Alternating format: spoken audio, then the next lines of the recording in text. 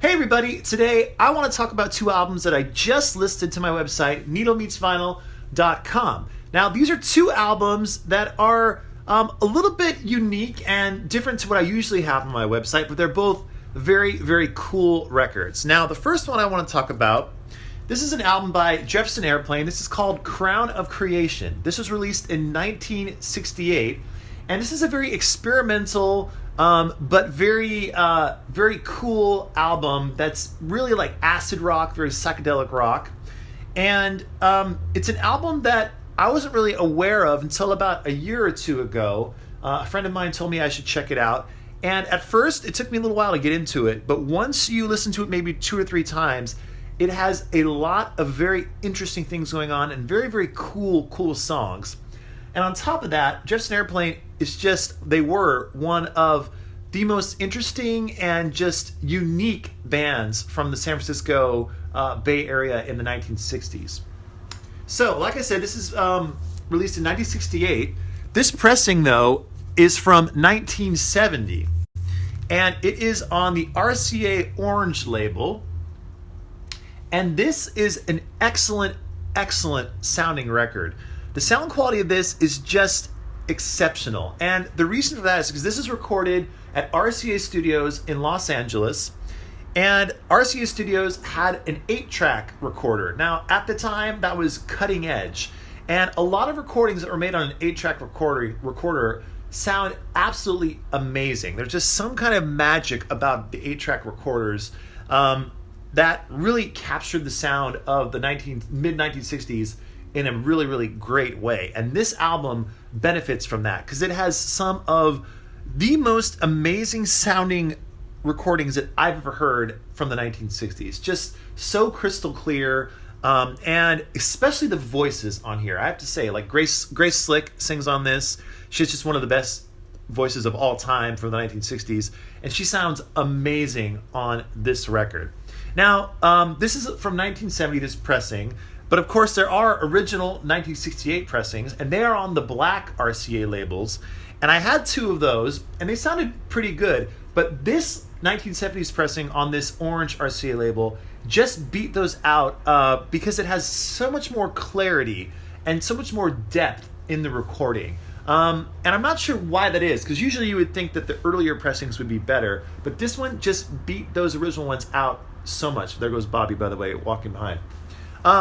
So this is just a very, very amazing listening experience. And it's a record that if you are interested at all in psychedelic rock or into that whole acid scene from the San Francisco Bay Area, this is an album that you could really, really get into. Or if you just want to take a chance on something, this is a very, very unique listening experience, and I recommend it highly to anyone out there who is interested in that sort of thing from the 1960s.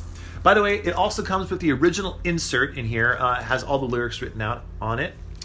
And it's just a very, very cool album. So if it's something you're interested in, you should check it out on my website, needlemeetsvinyl.com. Jefferson Airplane, Crown of Creation. Now, another record I really want to talk about. This is another album that I discovered about a year or two ago, and it's become one of my favorite albums. This is an album by Joni Mitchell, and this is called The Hissing of Summer Lawns. And this is an album by Joni that was released in 1975.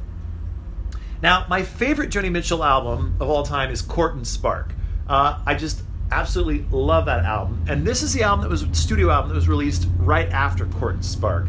And it has a lot of that album's kind of like jazzier leanings, but it's a little bit more experimental than that album for sure. And like the Jefferson Airplane album, it took me a few listens to really get into this. But once I listened to it a couple of times, I really, really started to appreciate just how many layers there were to this album and how amazing a songwriter Joni Mitchell is. I mean, you can't deny how amazing a songwriter she is, but this album, it really kind of put her into a whole nother dimension for me.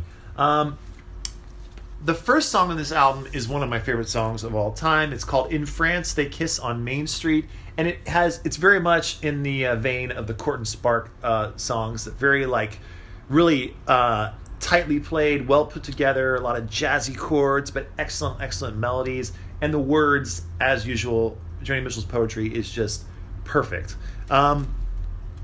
So this album that is on my website right now, this is a UK pressing of the album, and it's from 1975. It's on the Asylum label, but it's on the white Asylum label, which was specially reserved for UK releases. Now, I listened to a bunch of different pressings of this record. I have, in my own collection, I have a British pressing, and I also have a bunch of early US pressings. Now, the US pressings sound very good. I will admit that all day long. They sound really good, even great at times. But this UK pressing of this album beats those other ones hands down. Now, sometimes when you're listening to records, and you find different pressings of them. Like, for example, you could live with a certain pressing of an album and it can sound great to you. And that would be a beautiful record in your collection and you love it. But then all of a sudden, another pressing comes along from like maybe a different country or a different year or something, and it's just better than the one you listened to. So it's hard to describe how sometimes you think you have the best pressing, but then another one comes along and you didn't even know what you were missing. And that is what's going on with this UK pressing, where it's almost as if a whole layer of dynamics is revealed on this UK pressing. There's so much more high end, so much more bass in there, and the mids are all, it's just like everything's just been boosted up. That's pretty much what I should have said originally without describing the whole sonic spectrum. But that's what's going on. Just everything is just boosted up, so much more clarity, and it's just really an amazing, amazing listening experience. And another kind of cool side note, I was doing a little back information on this album.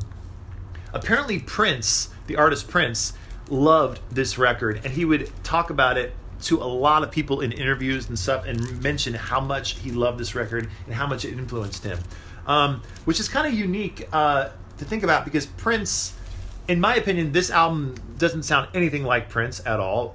But of course, you can be influenced by things and not have it sound exactly like the sound you make. But I just thought it was a very interesting fact that Prince just worships this album, and I totally understand why, because it's so creative and just a very, very, very great album.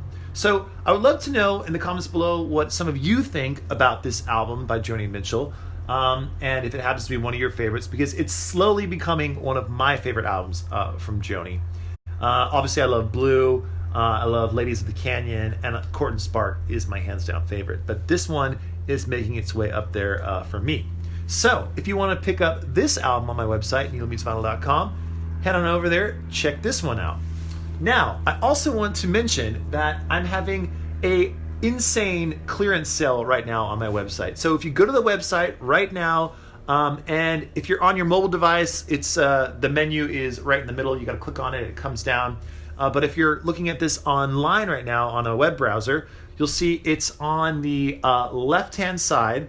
There's a column there with a bunch of stuff, it lists like, about the website, has a bunch of Beatles records, but it also has a new page now that says clearance records. If you click on that, you'll see tons and tons and tons of titles that have been discounted a whole lot. So what I'm trying to do is, I have a lot of records that I added to the website early on, when I was just starting the website, and I didn't make a lot of videos about some of these titles, but they're on there, and I'm just trying to clear them out to make some space in our apartment here, because I want to add way more records, and I am actually getting more records, and I'm running out of shelf space in the other room. So out in this is the living room, by the way. This is all my personal collection of records. There's a record shelf here, record shelf there. But in the other room, where I call it the office, but it's really the bedroom, and there's a desk in there with my computer and everything else, we have two other record shelves, and those are both filled up with records that I have on the website. So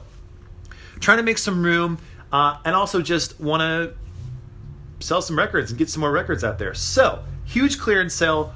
Go on the website right now, neilmeetsvinyl.com, go to the clearance records, check out what's on there. There's probably maybe some records on there that you've been checking out before, and maybe they were a little bit too expensive for you, but now I will guarantee you most of them I dropped the price by like 50%. So just go on there, check it out, see if there's something that you like, and if there is, pick it up. And I will say there is a lot of Beatle related stuff on there too that I put on clear. It's like the All Things Must Pass album. I lowered the price down on that. Red Rose Speedway, London Town. So a bunch of stuff like that on the website. Go check it out. I don't want to be too much of a salesman on here because that gets a little bit weird. But I do have a website, so go to the website, needlebeatsvinyl.com. Check out all the clearance records. Check out these two albums that I just added. Joni Mitchell, The Hissing of Summer Lawns, and Jefferson Airplane, Crown of Creation. Both very cool, unique albums that you could add to your collection right now. So go to needlebeatsvinyl.com, and hey, we'll talk to you later. Bye for now.